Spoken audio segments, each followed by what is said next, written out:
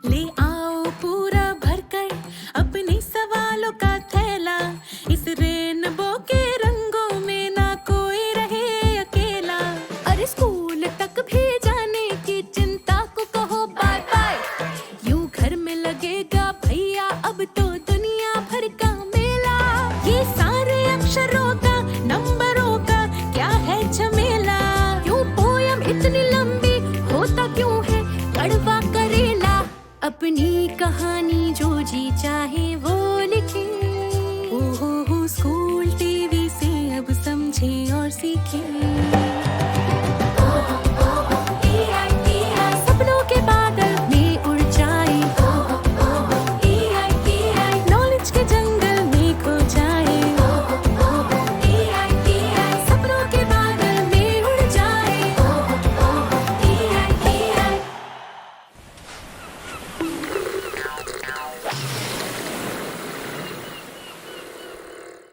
Hello, good morning.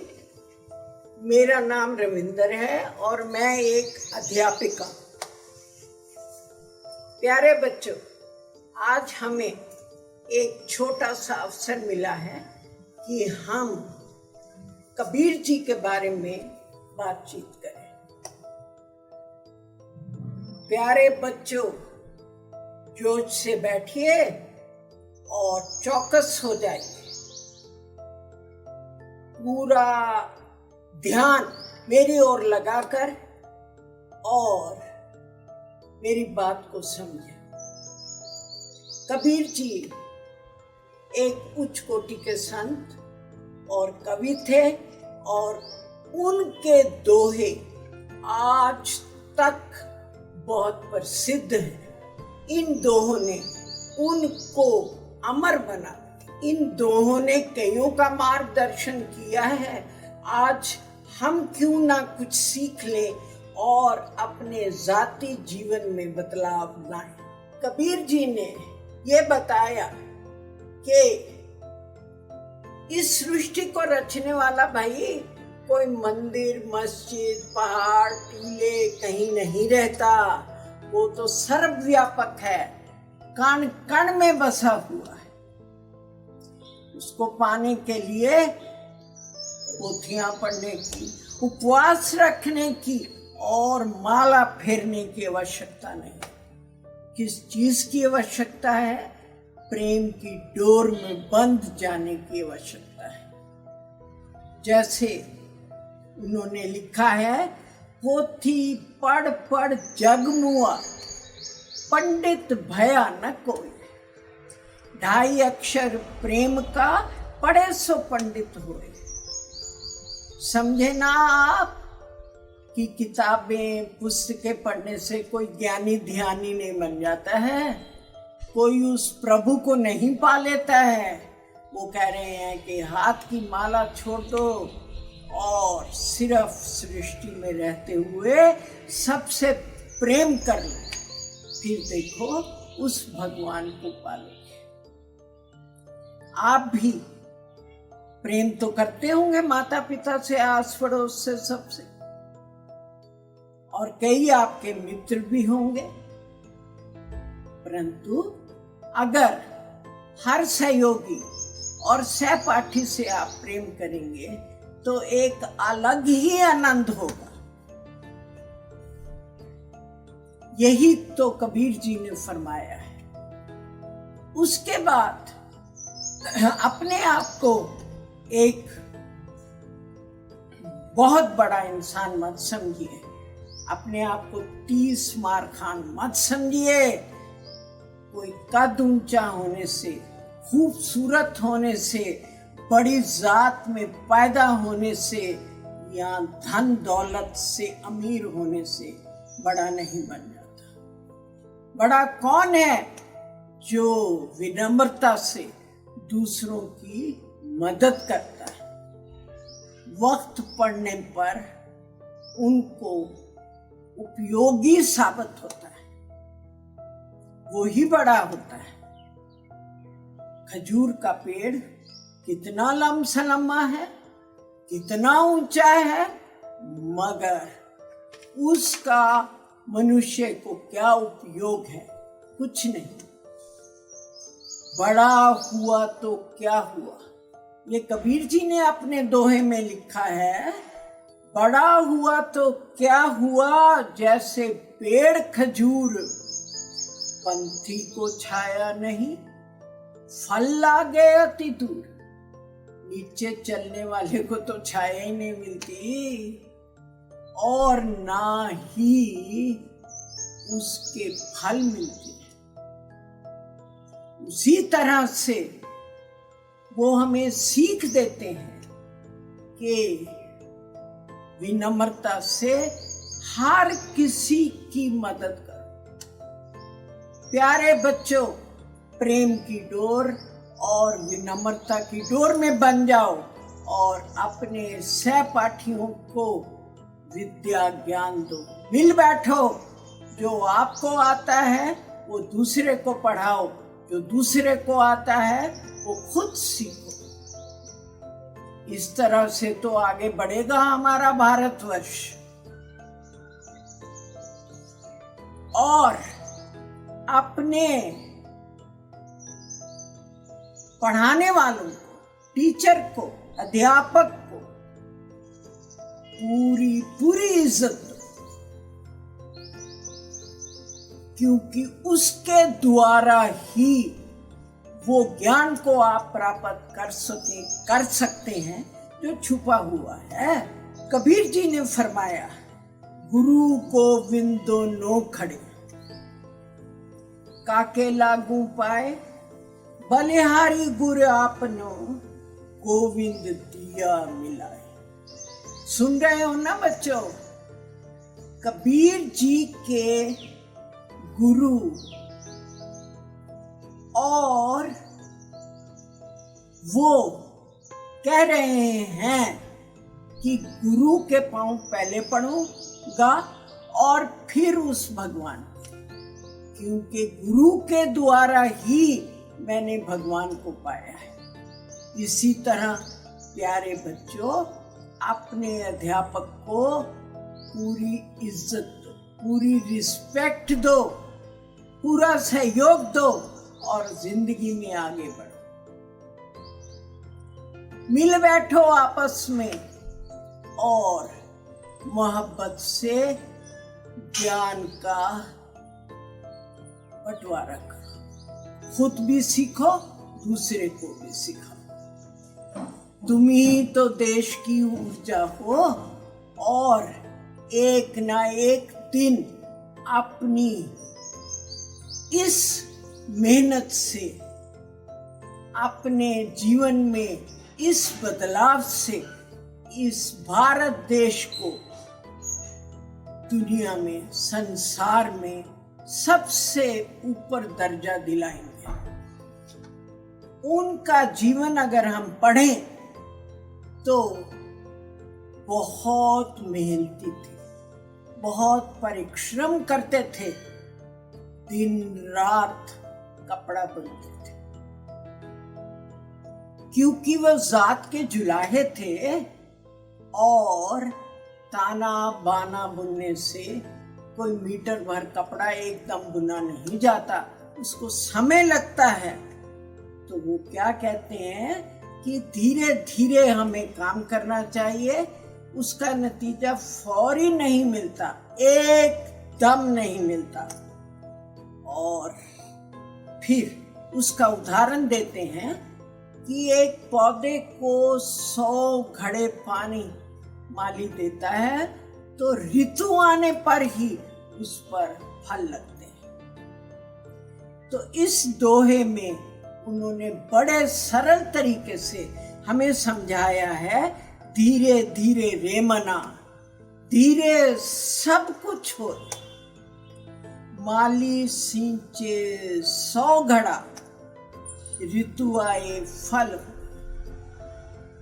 आज आप पढ़ रहे हैं, इसका फल आपको एकदम नहीं मिलेगा, मगर एक दिन आएगा कि आप कुछ कोटि के या तो डॉक्टर बन जाएंगे या इंजीनियर बन जाएंगे या एक बहुत बड़े ब्रिगेडियर या मनुष्य बन जाएंगे।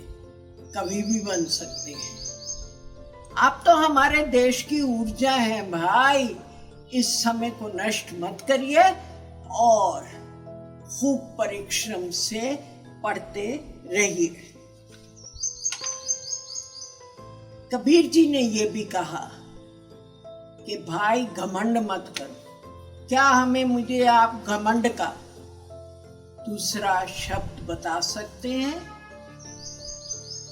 अगर नहीं तो मैं ही बता देती हूँ भाई कि प्राउड, घमंडी, जिसको बहुत अभिमान, वो मत करिए। किसी चीज को छोटा मत समझिए। हर चीज में कुछ न कुछ ताकत है। जैसे मिट्टी है, उस पर हम दिन तमाम चलते हैं और पांव से रूंदते हैं। उतना ही नहीं, कुम्हार उसको गूंद गूंद के उससे घड़े बनाता है और भी कई सामान बनाता है भाई। मगर मिट्टी भी एक दिन तैश में आकर कहती है, अरे भाई, माटी कहे कुम्हार से, तू क्या रूंदे मोए, एक दिन ऐसा आएगा मैं रूंदूंगी तो। ठीक कहती है ना। आज तो हम चल रहे हैं उस पर। आज हम अपने जूतों से उसको दबा रहे हैं। वो कह रही है एक दिन ऐसा भी आएगा कि मेरी बारी आएगी और मैं तुम लोगों को रूंदूंगी, क्योंकि आखिरकार हमारा अंत तो एक मिट्टी में ही होने वाला है। ठीक कहा है ना मिट्टी ने, और ठीक कहा है कबीर जी ने। अपने आप को कभी बहुत ऊंचा मत समझो और किसी दूसरे को बेकार मत कहिए। आगे चलो, अपने अंदर झांक के देखो बच्चों कि हमारे में कुछ बुराई है या नहीं। अगर एक निंदक है जो हमारी निंदा कर रहा है, उसको भी ध्यान से सुनो, कान लगा के सुनो। वो बिना साबुन माटी से हमारे मैल को धो देगा, हमें सीधे रास्ते पर चला देगा। तो जब हम किसी को बुरा देखने के लिए बाहर निकलते हैं तो हम पाते हैं कि हमसे बुरा कोई नहीं है। और इस दोहे में दर्शाया है हमारे कबीर जी ने, बुरा जो देखन मैं चला, बुरा न मिलिया कोई, जो दिल खोजा अपना, जो दिल खोजा अपना, मुझसे बुरा न कोई। समझ गए ना? मेरे ख्याल से आप लोग, मेरे विचार में आप लोग बहुत चौकन्ने हैं और बहुत ध्यान से इसको सुन रहे हैं। और इससे बच्चों आपके जीवन में बहुत बदलाव आएगा और इस बदलाव से आप अपने जीवन को तो जीत ही लेंगे, लोगों को भी आगे बढ़ाएंगे और भारतवर्ष का नाम ऊपर लेकर आएंगे। ठीक कहा ना मैंने? अभी मैं आपसे एक बात कहती हूँ कि आप लोग सब मिलके एक प्रोजेक्ट बनाइए, छोटे छोटे स्किट कीजिए। स्किट मानी छोटे छोटे ड्रामा। एक बुजुर्ग बनाइए, उसको पानी पिलाता हुआ दिखाइए। एक विकलांग जो कि सड़क पार करना चाहता है, उसको हाथ पकड़कर उसको सड़क पार कराइए। इस तरह के स्किट करके उनके चित्र खींचिए और फिर उससे एक प्रोजेक्ट तैयार कीजिए, जिससे कि हम आपको एक इनाम देंगे। तो मेरे प्यारे बच्चों, मेरी देश की ऊर्जा जुग जुग जियो और इस देश को आगे बढ़ाओ और खुद भी आगे बढ़ो। जय हिंद। आप सभी बच्चों से यह अनुरोध है कि आप भी इस प्रतियोगिता में हिस्सा लीजिए और अपनी एंट्रीज को हमारे पास भेजिए। आप अपनी एंट्रीज हमें 3 तरीकों से पहुंचा सकते हैं। पहला, व्हाट्सएप द्वारा इस नंबर पर भेज सकते हैं। नंबर है 9321961744 9321961744। दूसरा, आप हमें ईमेल भी कर सकते हैं इस मेल आईडी पे BEPCDDPROGRAM@gmail.com, या आप हमें डाक के माध्यम से भी अपनी एंट्रीज भेज सकते हैं इस पते पर। गुणवत्ता संभाग, बिहार शिक्षा परियोजना परिषद, शिक्षा भवन, राष्ट्रभाषा परिषद परिसर, सैदपुर, राजेंद्र नगर, पटना 800004। बच्चों, आपको अपनी एंट्रीज हमें इस प्रारूप में भेजनी है। सबसे पहले विद्यार्थी का नाम, फिर विद्यालय का नाम, उसके बाद कक्षा और एकदम अंत में जिला। इस तरह से लिखकर आप अपनी एंट्रीज हम तक पहुंचा सकते हैं। और याद रखें, आप हमें अपनी एंट्रीज आने वाले शुक्रवार शाम 6 बजे तक ही भेज सकते हैं। धन्यवाद। हे गाइस, आयुबोवान श्रीलंका से नमस्कार, आदाब। आप देख रहे हैं स्कूल टीवी आरिफा तहसीन के साथ। सांप कितना दोस्त कितना दुश्मन, हम आज इसके बारे में बात करेंगे। मैं एक लेखिका हूँ और ज़्यादातर जानवरों और जंगलों पर लिखती हूँ। मेरे डैडी डॉक्टर रज़ा तहसीन हमें बचपन में जंगलों में ले जाया करते थे और लेपर्ड्स, भालू, सांप, मगर, इन सब के पिंजरों में भी ले जाया करते थे ताकि हमारा जानवरों का डर ख़त्म हो जाए, और वो काफ़ी हद तक हो गया। मैंने अपना बचपन गुजारा जंगलों की सैर करते हुए, कुछ गुफाओं को एक्सप्लोर करते हुए और सांपों के पीछे दौड़ते हुए। सांप मुझे बहुत पसंद हैं और मुझे ऐसा लगता है कि ये एक ऐसा जानवर है जो बड़ी अवधारणाओं और गलतफहमियों से घिरा हुआ है। हम जब सांप के बारे में सोचते हैं तो हमारे दिमाग में क्या ख्याल आता है? हम ये सोचते हैं कि कोई सांप बैठा हुआ है फन फैलाए किसी झाड़ी के पीछे हमें डसने के लिए, पर ऐसा नहीं है। हमारी जो हिंदुस्तान की संस्कृति रही है, जो हिंदुस्तान की तहजीब रही है, उसमें हमेशा से सांपों का एक बहुत ही महत्वपूर्ण रोल रहा है। आप विष्णु को देख लें, वो शेषनाग पे विराजमान हैं। कहते हैं कि शेषनाग ने सारी दुनिया का भार अपने सर पे उठा रखा है। आप नागार्जुन की कहानी देख लें, आप समुद्र मंथन की कहानी देख लें, या शायद आपने वो कृष्ण की कहानी सुनी हो जब वो एक नदी में जाते हैं एक बड़े सारे सांप से लड़ने के लिए और वो बाहर उससे दोस्ती कर कर आते हैं। इसी तरह नागपंचमी का त्यौहार है।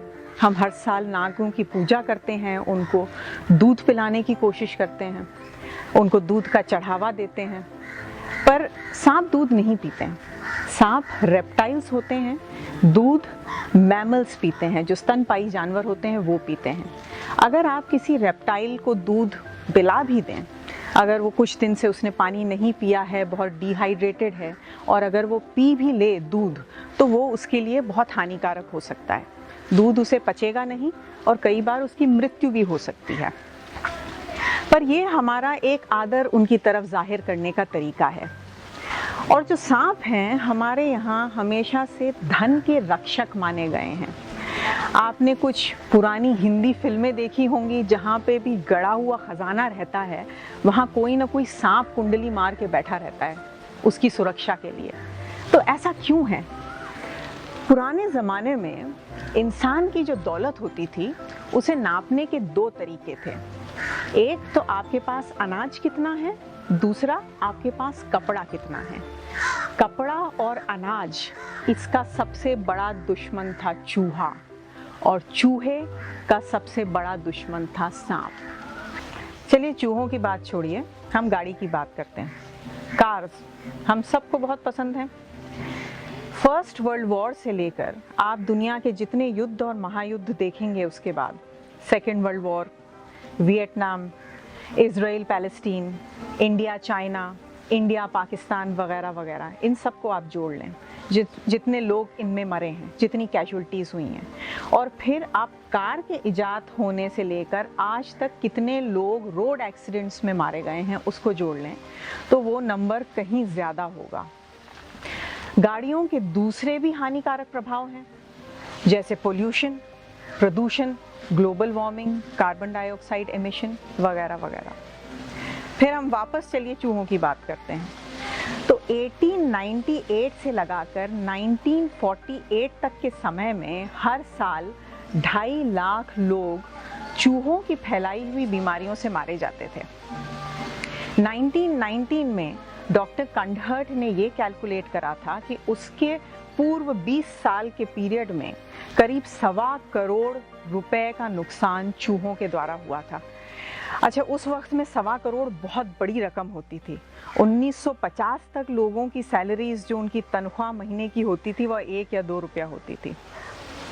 1973 में एक बहुत बड़ा अकाल पड़ा था जिसका असर कई देशों पर हुआ, और साइंटिस्ट ने ये कैलकुलेट करा कि सिर्फ अगर इंडिया में जितना अनाज चूहे बर्बाद करते हैं उसको बचा लिया जाए तो ये जितने लोग दुनिया भर में अकाल से पीड़ित थे उन सबको खाना दिया जा सकता था। अच्छा, आटा तो आप सब खाते होंगे। आटे में थोड़ा बहुत चूहे का गू और उसकी पेशाब रहती है। सिर्फ इंडिया में ही नहीं, यूएसए में भी एफडीए ने ये अप्रूव कर रखा है कि उसमें कुछ तो चूहे की पेशाब, उसकी गू और उसके बाल रहेंगे। और इसके कंपैरिजन में अगर आप ये देखें कि सांप क्या नुकसान पहुंचाते हैं, तो आप यूएसए में देखें, अमेरिका में हर साल करीब 12 लोग मारे जाते हैं सांपों के काटने से। उससे ज़्यादा लोग तो अगर उन पे बिजली गिर जाए या उन पे मधुमक्खियाँ अटैक कर लें तो मारे जाते हैं। हालांकि इंडिया में इससे कहीं ज़्यादा लोग मारे जाते हैं सांपों के काटने से, करीब 20,000 से भी ज़्यादा। पर अगर आप ये डेथ रेट से कंपेयर करेंगे इंडिया की, तो ये बहुत ही छोटा परसेंटेज है। ये मतलब 0.5% भी नहीं है, उससे भी बहुत कम है। और कई लोग तो एक्चुअली जहर से नहीं मरते हैं। अगर कोई सांप काट खाए तो वो डर के मारे हार्ट अटैक से मर जाते हैं, अगर किसी जहरीले सांप ने नहीं भी काटा है तो। अच्छा, चूहे जो हैं, आप बोलेंगे चलिए साहब मान लेते हैं कि सांप जो हैं वो चूहों को मारते हैं और चूहे बहुत नुकसान करते हैं, पर चूहों को मारने वाले दूसरे भी तो कई जानवर हैं, जैसे बिल्लियां हैं, नेवले हैं, चीले हैं। तो फिर सांप ही क्यों? क्योंकि सांप ही एक ऐसा जानवर है जो चूहे के बिल में घुस सकता है और उसको वो अपने बिल में घुसकर मारता है। कई बार वो उसको अपने बिल से भगा भी देता है और वो खुद वहां रहने लगता है। तो जो सांपों का डर है वो चूहों में दिन रात बना रहता है, इसलिए वो हमेशा ऑन द मूव रहते हैं, वो एक जगह से दूसरी जगह जाते रहते हैं। इससे उनकी जो प्रजनन की शक्ति है वो अफेक्ट होती है। हिंदुस्तान में करीब 240 करोड़ चूहे हैं ऑफिशियल एस्टिमेट्स के अलावा के हिसाब से, इससे ज़्यादा भी हो सकते हैं, और 6 चूहे मिलकर एक आदमी का खाना खाते हैं। तो ये डॉक्टर तहसीन ने और कुछ और भी एक्सपर्ट्स ने कैलकुलेट करा था कि अगर आप एक साल एक जोड़ी चूहे को प्रजनन करने दें आइडियल कंडीशंस में, जहां उनको कोई बीमारी नहीं हो रही है, जहां पर उनको खाना मिल रहा है और जो उनके बच्चे होते हैं वो आधे मेल हैं और आधे फीमेल हैं, तो साल के अंत में उसके आखिर में इतने चूहे हो जाएंगे कि अगर आप उनको एक के ऊपर एक रखें तो ये लाइन यहाँ से लेके चांद तक की होगी। तो सांप जो हैं वो चूहों की पॉपुलेशन, उनकी आबादी बैलेंस रखने में एक बहुत बड़ा पार्ट प्ले करते हैं। तो कई बार ऐसा हुआ है कि चूहों का आतंक बढ़ा है। तो हमें सांप तो पसंद नहीं है, पर सांप की खाल बड़ी पसंद है। कई देशों में उनके खाल से जूते बनाए जाते हैं, जैकेट्स बनाए जाते हैं, पर्सेस बनाई जाती हैं। तो हिंदुस्तान में कई सारे सांपों को मारकर दूसरे देशों में भेजा जाने लगा उनकी खालों के लिए।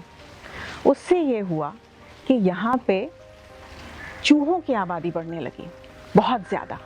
तो चूहों को मारने का एक अभियान चलाया गया जहर से।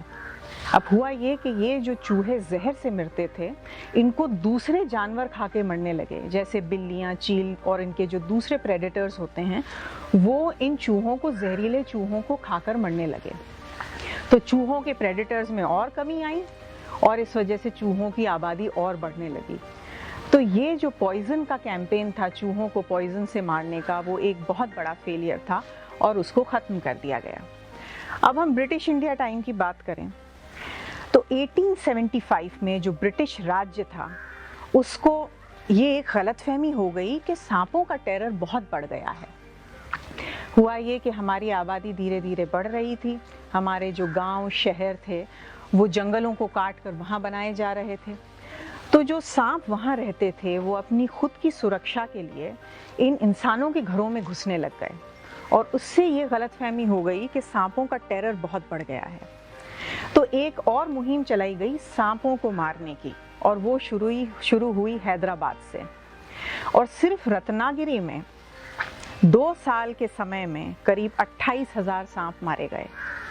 तो साइंटिस्ट जो थे वो बड़े विचलित हो गए ये सब सुन के। उन्होंने कहा कि नहीं, इसको बिल्कुल बंद कर देना चाहिए, इमीडिएटली फ़ौरन बंद करना चाहिए, क्योंकि जो चूहों का आतंक इससे बढ़ेगा वो बहुत ज़्यादा होगा। तो फिर ब्रिटिश राज्य ने उस स्कीम को, उनके कैंपेन को ख़त्म कर दिया, बंद कर दिया। तो लाखों लोग हर साल कार एक्सीडेंट्स में मारे जाते हैं। चूहा इतना नुकसान पहुंचाता है, फिर भी वो अगर इधर उधर कहीं दौड़ता हुआ हमें दिखेगा तो हम कहते हैं अरे ये कितना क्यूट है। तो जेरी है, टॉम एंड जेरी का। पर अगर एक भी सांप हमें आसपास दिखाई दे जाए तो हम तब तक चैन से नहीं बैठते हैं जब तक उसे मार ना दिया जाए, और कई बार तो मारने के बाद जला भी देते हैं। तो अब मैं आपसे फिर हिंदी फिल्मों की बात करूंगी। हिंदी फिल्मों में आपने देखा होगी इच्छाधारी नागिन, नागिन, नगीना, इस तरह की पिक्चरें, जहाँ पर अगर आप नाग को मार दें तो जो नागिन है वो बदला लेने आती है आपसे। ये एक अवधारणाएं हमारे यहाँ पर चलती हैं हिंदुस्तान में कि अगर आप किसी नाग को मार दें तो जिसने भी उस नाग को मारा है उसकी तस्वीर नाग की आंखों में छप जाती है, और फिर जब नागिन आती है वो देख लेती है कि इसने मेरे नाग को मारा है और वो फिर बदला लेने आती है। तो इसके पीछे भी एक साइंटिफिक रीज़न है, जैसे डॉक्टर तहसीन बताते हैं। सांप एक दूसरे से बात फेरोमोन्स के ज़रिए करते हैं, जो कि एक केमिकल होता है। इन फेरोमोन्स को हम नहीं सूंघ सकते हैं, पर जो दूसरे सांप हैं जो बहुत दूरी पर भी हैं वो इन फेरोमोन्स को सूंघ सकते हैं। ये जनरली जब इन्हें मेटिंग करनी होती है, प्रजनन करना होता है, तब ये फेरोमोन्स रिलीज़ करते हैं।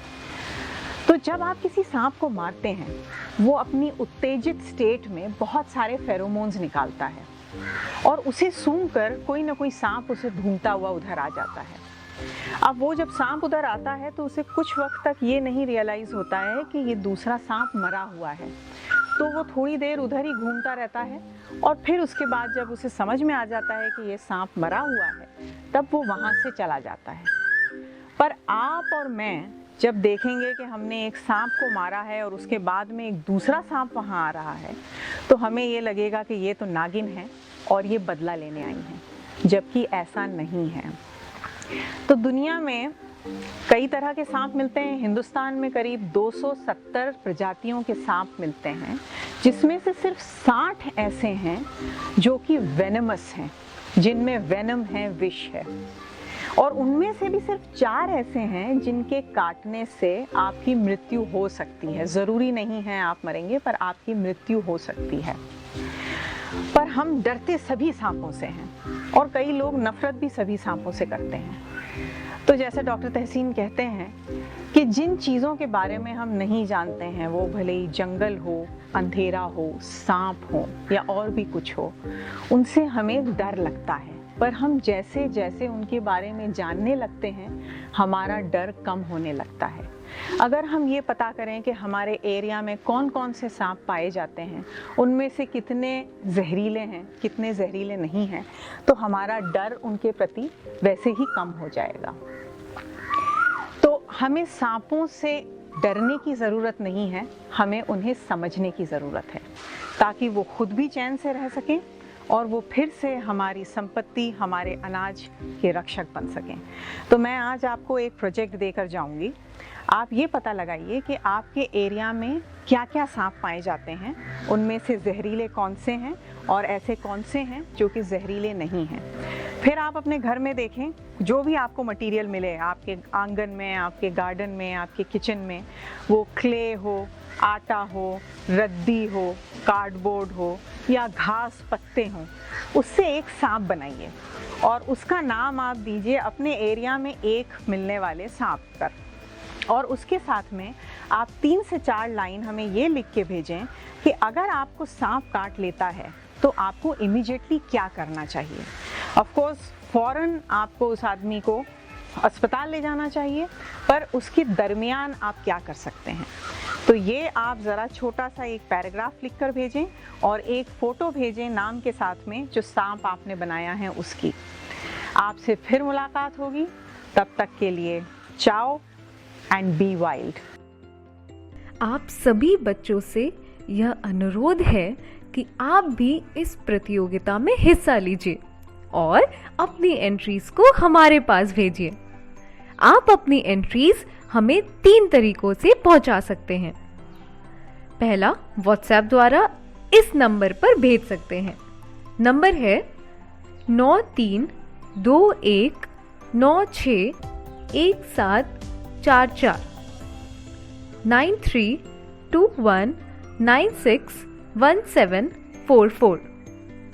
दूसरा, आप हमें ईमेल भी कर सकते हैं इस मेल आईडी पे BEPCDPROGRAM@gmail.com, या आप हमें डाक के माध्यम से भी अपनी एंट्रीज भेज सकते हैं इस पते पर। गुणवत्ता संभाग, बिहार शिक्षा परियोजना परिषद, शिक्षा भवन, राष्ट्रभाषा परिषद परिसर, सैदपुर, राजेंद्र नगर, पटना 800004। बच्चों, आपको अपनी एंट्रीज हमें इस प्रारूप में भेजनी है। सबसे पहले विद्यार्थी का नाम, फिर विद्यालय का नाम, उसके बाद कक्षा और एकदम अंत में जिला। इस तरह से लिखकर आप अपनी एंट्रीज हम तक पहुंचा सकते हैं। और याद रखें, आप हमें अपनी एंट्रीज आने वाले शुक्रवार शाम 6 बजे तक ही भेज सकते हैं। धन्यवाद। बैंड बाजा बारात, बैंड बाजा बारात, बैंड बाजा बारात, बैंड बाजा बारात। नमस्ते, मेरा नाम अंबिका है और आज मैं आपको शादियों की रंगीन दुनिया का अपने साथ सफर कराऊंगी और कैसे इन प्यारे प्यारे लम्हों में जो जिंदगी में बहुत अहम होते हैं, इसमें हम अपना कैसे एक व्यवसाय ढूंढ सकते हैं या करियर ढूंढ सकते हैं, आज हम उसके बारे में बात करेंगे। इस फील्ड में मुझे 8 साल हो चुके हैं और छोटी छोटी सीढ़ियां चढ़ के आज हम उस पड़ाव पे पहुंचे हैं जहां मैं आपके साथ अपनी एक्सपीरियंसेस शेयर कर सकती हूँ। किसी भी शादी के फंक्शन को अच्छा बनाने के लिए 5 भागों का साथ में चलना बहुत जरूरी होता है। और शादियों को वो कौन से 5 भाग हैं जो बनाते हैं? पहला होता है वेडिंग प्लानिंग, दूसरा होता है सजावट या वेडिंग डेकोर एंड डिजाइन, तीसरा होता है मनोरंजन या एंटरटेनमेंट, चौथा होता है खाना जिसके बिना शादियां खत्म नहीं होती, और 5वां होता है खरीदारी। पहला भाग है वेडिंग प्लानिंग। इसमें इंसान परिवार के साथ बहुत सारा समय बिताता है। जो भी प्लानर होता है वो डिसाइड करता है कि कितना खाना होगा, कितनी प्लेट होगी, कितने लोग आएंगे, खर्चा कैसे घुमाना है, कैसे सब चीज़ों को संभालना है। ये एक प्लानर का बहुत ही इम्पॉर्टेंट रोल होता है। दूसरा भाग होता है डिजाइनिंग और डेकोर का। इसके अंदर आती है सजावट। होटल के अंदर कैसे सीटिंग अरेंजमेंट होगा, लोग कैसे बैठेंगे, कैसे कौन से रंग का कपड़ा होगा, स्टेज कैसा लगेगा, एंट्रेंस कैसी लगेगी, फूल कौन सा इस्तेमाल होगा, इन सारी चीज़ों का एक डेकोरेटर या डिज़ाइनर ध्यान देता है। तीसरा होता है मनोरंजन। कौन से मेहंदी के आर्टिस्ट आएंगे, कौन गाना गाएगा, ये सारी चीज़ें एंटरटेनमेंट में आती है। जैसे डीजे भी एंटरटेनमेंट में आता है। चौथा होता है खाना, कौन सा केटरर होगा, कितनी डिशेज होंगी, कैसा खाना होगा, कौन से देश का खाना होगा, ये सारी चीज़ें आती हैं चौथे भाग में। और पांचवा भाग होता है खरीदारी का। इसके अंदर आता है कौन सा कपड़ा पहनेंगे, कौन सा गहना पहनेंगे। आजकल स्टाइलिंग भी एक डिपार्टमेंट आ गया है कि कौन सा लुक अच्छा होता है, वो लोग उस चीज़ का ध्यान देते हैं। सो जितनी भी अन्य चीज़ें होती हैं जो इन चारों में नहीं आती, वो पांचवें भाग में आके गिरती हैं। और इन पांचों चीज़ों से ही सारी शादियाँ सक्सेसफुल बनती हैं और एक अच्छा फंक्शन निकल के आता है। अब बात करते हैं कि कैसे आप वेडिंग प्लानिंग या शादियों के फील्ड में घुस सकते हैं। अगर शादियों में आपकी रुचि है और आपको इसमें आगे बढ़ना है, तो एक अच्छा तरीका होता है कि स्कूल के बाद आप एक डिप्लोमा प्रोग्राम या पोस्ट ग्रेजुएशन प्रोग्राम ज्वाइन करें, जहां पर आपको बहुत सारी शिक्षा मिलेगी और इस फील्ड की तरकीबें सीखने का मौका मिलेगा। दूसरा तरीका होता है एक अच्छे गुरु या शिक्षक के अंदर सीखना, और उससे आप अपनी स्किल सेट बढ़ा सकते हैं और बहुत सारा एक्सपीरियंस गेन कर सकते हैं। और जब आप 2 या 3 साल बिता लें इस फील्ड में, तब आपको अपने आप समझ आने लगेगा कि आपकी रुचि कौन से उन 5 भागों में है। वेडिंग प्लानिंग में, वेडिंग डेकोर में, मनोरंजन में, कि खाने में, या दूसरी चीज़ों को ऑर्गेनाइज करने में। तो एक अच्छा तरीका है ज़्यादा वक्त गुजारने का और हैंड्स ऑन एक्सपीरियंस लेने का। इन 8 सालों में मेरी सबसे ज़्यादा रुचि शादी के फील्ड में डिज़ाइन में रही है, और जैसे मैं आगे बढ़ती गई वो रुचि और ज़्यादा बढ़ती गई डिज़ाइन की तरफ। जगहों को सुंदर करना, कैसे उनका ट्रांसफॉर्मेशन होगा, कैसे बदलाव आएगा, एक एक्सपीरियंस क्रिएट करना जिससे कि जब कोई एक जगह में घुसे वो उन थोड़े क्षणों के लिए भूल जाए कि वो कहाँ से आया था और एक नए से माहौल में घूम जाए। मेरा आपको यही सुझाव है कि अगर आपकी भी रुचि डिज़ाइन के फील्ड में रहती है और आपको भी वही खुशी मिलती है, तो अपने डिप्लोमा के साथ आप कुछ ऐसे प्रोग्राम सीख सकते हैं जैसे यूनियन, वीले, 3D मॉडलिंग, जो आजकल हम डिज़ाइन के फील्ड में यूज़ करते हैं। हमारे स्टूडियो में भी बहुत सारे इंटीरियर डिज़ाइनर, आर्किटेक्ट आते हैं और ग्राफिक डिज़ाइनर आते हैं जिन्होंने इन चीज़ों में माहिर किया है अपने आप को, और आजकल के डिज़ाइन के फील्ड में वही सबसे ज़्यादा चलता है। तो एक बहुत अच्छा तरीका है कि आप ये सॉफ्टवेयर किसी भी सॉफ्टवेयर कंपनी या प्रोग्राम या क्लासरूम्स में इनको सीख सकते हैं, और ये आपको बहुत मदद करेगा। डिज़ाइन कैसे करते हैं, आइए मैं आपको दिखाती हूँ मेरी रंगों की दुनिया। रंग बहुत ज़रूरी होता है डिज़ाइन में। कौन से रंग जाएंगे, ये एक सबसे पहला पड़ाव होता है डिजाइनिंग में। लड़का लड़की क्या कलर पहन रहे हैं, कौन सी गहने पहन रहे हैं, ये सोचना बहुत ज़रूरी होता है, क्योंकि डिज़ाइनिंग के अंदर सिर्फ ये नहीं कि बस टेंट खड़ा कर दिया, हम एक एक्सपीरियंस क्रिएट कर रहे हैं जिससे कि लोगों को वो दिन कभी भूले नहीं। दूसरा तरीका होता है अच्छा फर्नीचर यूज़ करना। तो कौन सी चेयर यूज़ करेंगे, आप कौन सी कुर्सी यूज़ करेंगे, कौन सा सोफ़ा यूज़ करेंगे, कौन से कलर के कुशन इस्तेमाल करेंगे, ये धीरे धीरे जब आप अपने आप को ट्रेन करेंगे तो आपको दिखेगा कि ये आपको ऑटोमेटिकली बिना सोचे समझे आपके दिमाग में बैठने लगेगा। तीसरा तरीका होता है फूलों का इस्तेमाल। आजकल हम देखते हैं कि बहुत फूल भी इस्तेमाल होते हैं, कई लोग हरियाली की तरफ जाते हैं जिससे कि वेस्टेज ना हो, तो उसके लिए 2 डिफरेंट टाइप की चीज़ें होती हैं। अगर आपको फूलों से बहुत प्यार है तो आप एक फ्लोरल ट्रेनिंग भी ले सकते हैं। बहुत सारे लोग होते हैं जो फूलों के बारे में सिखाते हैं। 5वां तरीका होता है कि हम अपने डिज़ाइन को कैसे क्लाइंट की तरफ प्रेजेंट करते हैं, और उसके लिए हम करते हैं मूड बोर्ड्स। मूड बोर्ड्स ऐसी एक चीज़ होती है जहाँ पर हम PDF और प्रेजेंटेशन बनाते हैं। उसके लिए आपका कंप्यूटर स्किल्स का जानना बहुत ज़रूरी होता है। वो आपको इस तरीके से मदद करते हैं कि एक इंसान को अगर सोचना हो कि उनका दिन कैसा दिखेगा, आप विजुअली उनको पिक्चर्स के द्वारा या तस्वीरों के द्वारा दिखा सकते हैं। बहुत सारी ऐसी ऐप्स हैं कंप्यूटर पे जैसे कि पिंटरेस्ट, गूगल सर्च, जहाँ पर आप जब देखेंगे तो आपको बहुत सारी तस्वीरें मिलेंगी, और जब आप उनको एक जैसे जोड़ने लगेंगे एक इवेंट निकल के उभर के आएगा। और ये सारी कलाएं आपको अपने कॉलेज में भी सीखने को मिलेंगी, और जब आप नौकरी में लगेंगे तो आपको बहुत सारी चीज़ें उधर से भी सीखने को मिलेंगी। रंगों को कैसे इस्तेमाल करते हैं, सबसे एक अच्छी ट्रिक होती है, जनरली एक टाइप की शैली के रंग जैसे कि वाइट या लाल या हरा या पीला, जो भी आप कलर सिलेक्ट करें, जो उसके पास के रंग होते हैं जनरली साथ में जाते हैं। सो अगर आप ये पहले 4-5 रंग इस्तेमाल करें तो ये हमेशा साथ में जाएंगे ही जाएंगे। तो एक अच्छी सी ट्रिक होती है, कोई भी एक रंग उठाएं जो क्लाइंट को पसंद है और उसी के पास के सारे शेड्स इस्तेमाल करें, गहरे से हल्के में, और वो हमेशा हिट होता है। दूसरा तरीका याद रखना ज़रूरी है कि रंग जनरली हम 3 या 4 यूज़ करते हैं। तो एक होता है बेस कलर। बेस कलर वो कलर होता है जो आपके सारे रंगों को जोड़ता है।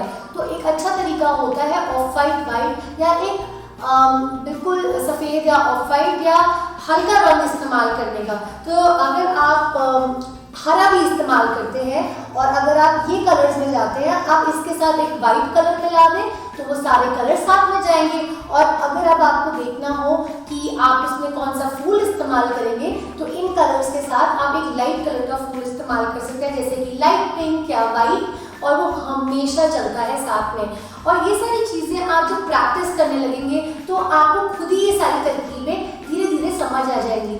और एक बहुत अच्छा तरीका डिज़ाइनिंग करने का होता है ध्यान देना।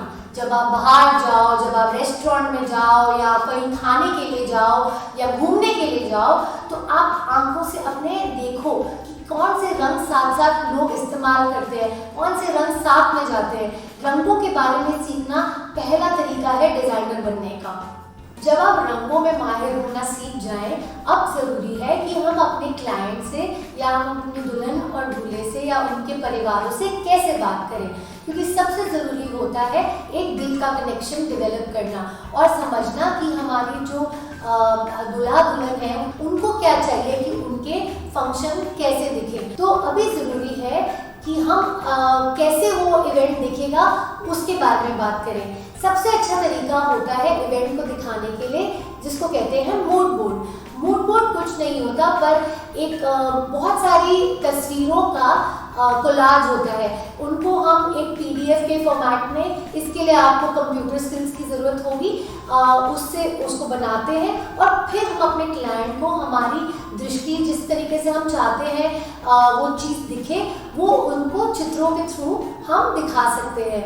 तो इसके लिए हम सीखेंगे कि कैसे हम एक मूड बोर्ड बना सकते हैं, और मैं आपसे अपने एक्सपीरियंस से दिखाऊंगी कि हम अपने स्टूडियो में कैसे किसी की पर्सनल स्टोरी को लेके और अपनी कला और अपने डिज़ाइन को लेके एक अद्भुत इवेंट बनाते हैं। अब हम बात करेंगे कि हम मूड बोर्ड कैसे बनाते हैं। बहुत ज़रूरी होता है कि जो हम बेचना चाहते हैं अपने क्लाइंट्स को या हम उनके इवेंट को कैसे दिखाएंगे, वो हम तस्वीरों के द्वारा उनको समझा सकें। तो जैसे कहते हैं कि जो दिखता है वो बिकता है, वो ज़रूरी है कि आप चित्रों के द्वारा उन्हें दिखाएं। तो इसके लिए हम बनाते हैं मूड बोर्ड्स। अब मूड बोर्ड बनाने के लिए आपको थोड़ी सी सॉफ्टवेयर स्किल्स सीखनी पड़ेंगी और इसके लिए कॉलेज जाना बहुत ज़रूरी है। और हम अपने मूड बोर्ड्स इस तरीके से बनाते हैं। ये इवेंट हमने केरला में किया था और ये उनकी शादी का इवेंट था और ये बैकवाटर्स केरला के उधर हुआ था। इस इवेंट को हमने बुलाया सिल्क रूट, क्योंकि हमने इसके अंदर जितनी भी इंस्पिरेशन थी वो जो फैब्रिक होता है सिल्क, उससे उठाई थी। तो हम जब मूड बोर्ड बनाते हैं इस तरीके से हम अपनी PPT शुरू करते हैं।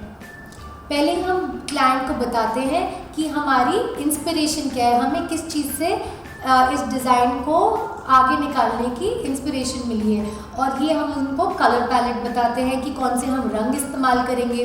फिर हम इंटरनेट से ऐसी तस्वीरें उठाते हैं जो हमारे आइडिया से सबसे ज़्यादा मिलती हैं। कौन सा फर्नीचर होगा, कैसे होगा, क्या क्या चीज़ें उसमें आएंगी, वो सब हम उन्हें बताते हैं। आजकल टेंट की दुनिया जा चुकी है, इसलिए सब कुछ 3D में दिखाना ज़रूरी होता है। तो अगर आप देखें, हमने सारे चित्रों को जिस तरीके से हम चाहते हैं उस जगह को बदलना, उसके परिवर्तन को दिखाने के लिए हम ये 3D का इस्तेमाल करते हैं। हमारी टीम में इसको आर्किटेक्ट और इंटीरियर डिज़ाइनर्स बनाते हैं। अब देखते हैं कि एक्चुअल में ये इवेंट कैसे दिखता है, और जो 3D होता है हम उसको उसके जितना करीब ला सकते हैं फिनिशिंग में उसको लेके आते हैं। अगर आप देखें इस डिज़ाइन में एक ही कलर के रंग हैं और हल्के से गहरे रंग जा रहे हैं और इसलिए ये इवेंट इतना सुंदर आँख को दिखता है। रंगों को माहिर करना आसान नहीं है, इसलिए अपने वातावरण को देखना, ऑब्जर्व करना बहुत ज़रूरी है और जितना आप पढ़ेंगे रंगों के बारे में उतना सीखेंगे। ऐसी बहुत सारी सुंदर किताबें हैं मार्केट में जहाँ पर आप रंगों के बारे में सीख सकते हैं। मैं आपसे सिर्फ ये कहूँगी कि शादियाँ बहुत मज़ेदार होती हैं। शादियों में बहुत सारा मस्ती होता है, ढोल बजता है, डांस होता है और वो खुशी जो हमें मिलती है जब हमारे दूल्हा दुल्हन हंसते हैं वो हमारे दिल को इतना खुश करते हैं और वो रिश्ते इतने लंबे जाते हैं क्योंकि हम छोटा सा हिस्सा बन जाते हैं उनके परिवार का इतने महीनों काम करते करते। तो अगर आपको इसमें रुचि है तो मुझे आशा है कि आज का ये एपिसोड आपको थोड़ा सा ज्ञान दिया होगा हमारी शादियों की रंगीन दुनिया में। तो अगर आपको इसमें आगे बढ़ना है, मेरी यही आपसे गुजारिश है, स्कूल पूरा करें, कॉलेज जाएं, वहाँ पर डिप्लोमा प्रोग्राम करें और फिर एक अच्छे से गुरु के अंदर सीखें। टिल देन बाय, फिर से मिलते हैं और शादी मुबारक। नमस्कार, मैं हूँ काव्या अरसदानी और मैं एक काउंसलर हूँ। मैं आ रही हूँ आपसे मिलने रोज कुछ ऐसे नुस्खे लेके, कुछ ऐसी ट्रिक्स लेके जो आपको आगे बढ़ने में और बेटर सुपर पावर डेवलप करने में आपकी मदद करेंगी। मैं तैयार हूँ आपसे मिलने के लिए। क्या आप तैयार हैं? I can't wait to see you. चलिए आज मैं आपको ये सिखाती हूँ कि आपके दिमाग को कैसे सुपर पावर के जैसे चलाना है, कैसे उसको तंदुरुस्त करना है। ये स्पेशली स्टूडेंट्स के लिए बहुत ही बढ़िया मैजिक के जैसी एक्सरसाइज है क्योंकि आपको कितनी सारी चीजें याद करनी पड़ती हैं, नई नई सीखनी पड़ती हैं, है ना। लेकिन उसके पहले एक सवाल, क्या आप मुझे बता सकते हैं कि बिना डिस्ट्रैक्ट हुए या बिना किसी रुकावट के आप कितनी देर तक एक साथ फोकस या कंसंट्रेट कर पा सकते हैं? क्या कहा आपने? 20 मिनट? हाँ, 1 घंटा? हाँ, किसने कहा 1 घंटा? जरा खड़े हो जाइए। आपके पैर कहाँ है प्रभु? आप तो धन्य है। हमारे दिमाग की इतनी क्षमता ही नहीं है कि हम 1 घंटा बिना डिस्ट्रैक्ट हुए किसी चीज पे फोकस कर पाए। और फिर जब ध्यान ना हो तो मम्मी की डांट पड़ती है या दूर से टीचर की चौक कि ध्यान कहाँ है तुम्हारा, पढ़ाई में ध्यान क्यों नहीं दे रहे हो, सपने देख रहे हो सुबह सुबह। मुझे बचपन में डांट और चौक दोनों बहुत पड़ी है। कभी यूं भी होता था कि मैं ध्यान तो दे रही हूँ लेकिन दिमाग में अंदर कुछ घुस नहीं रहा है, कुछ समझ में नहीं आ रहा है। फिर ऐसा लगता था कि मेरे दिमाग का ढक्कन किसी ने बंद कर दिया है और तब लगता था कि अपने बाल को खींच लूं और अपने दिमाग को खोल के इंफॉर्मेशन को अंदर डालूं। समझ में नहीं आता था, फ्रस्ट्रेशन और डर भी बहुत लगता था। पता है एक तरीका है अपने बंद दिमाग का ढक्कन खोलने का, सिखाऊं? लेकिन एक चीज आपको प्रॉमिस करनी पड़ेगी कि आप ये एक्सरसाइज मेरे साथ अभी भी करेंगे और जब भी पढ़ाई करने बैठो उसके पहले एक बार ये दिन में जरूर करेंगे। रेडी? तो चलिए एक अच्छे सी जगह पे बैठ जाइए और एक पैर दूसरे पैर के ऊपर ऐसे रखना है क्रॉस करके। अब एक हाथ यहाँ और दूसरा हाथ यहाँ। ध्यान से देखिए, मेरे दोनों हाथ ऐसे एक्स में क्रॉस्ड है। सीधा नहीं रखना है, हाथ को क्रॉस्ड में रखना है। और अब अपने पैर को थोड़ा सा ऐसे पुल करते हुए 5 बार you have to breathe in and breathe out. सांस लेनी है और सांस को छोड़नी है। Carefully watch.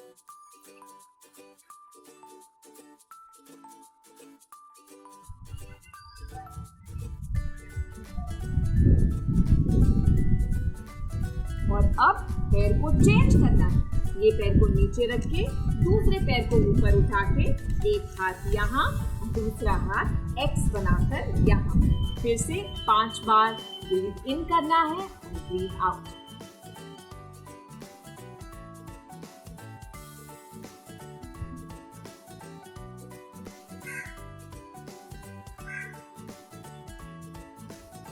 और अब इन हाथों का ऐसे पिरामिड बनाते हुए ये हाथ सर के पास ले जाने हैं और 5 बार फिर से सांस लेके सांस छोड़ने का।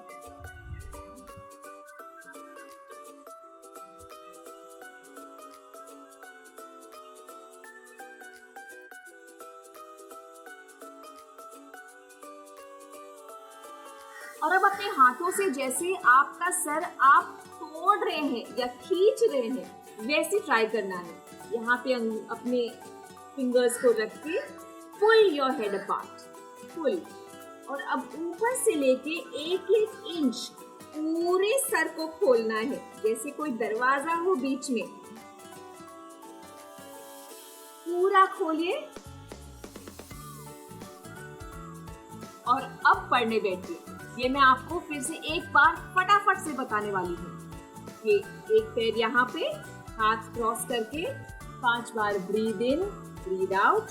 फिर दूसरा पैर हाथ cross 5 bar breathe in, breathe out.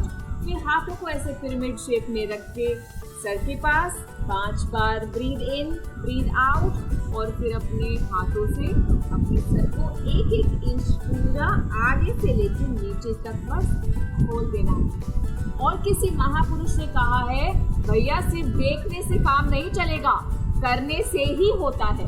आप ट्राई कीजिए और देखिए कि आपकी मेमोरी, आपका कंसंट्रेशन, आपका फोकस कितना बढ़िया हो जाता है। मैं फिर से आऊंगी कुछ और नुस्खे लेके, लेकिन तब तक मुस्कुराते रहिए और अपना ध्यान रखिएगा। नमस्कार।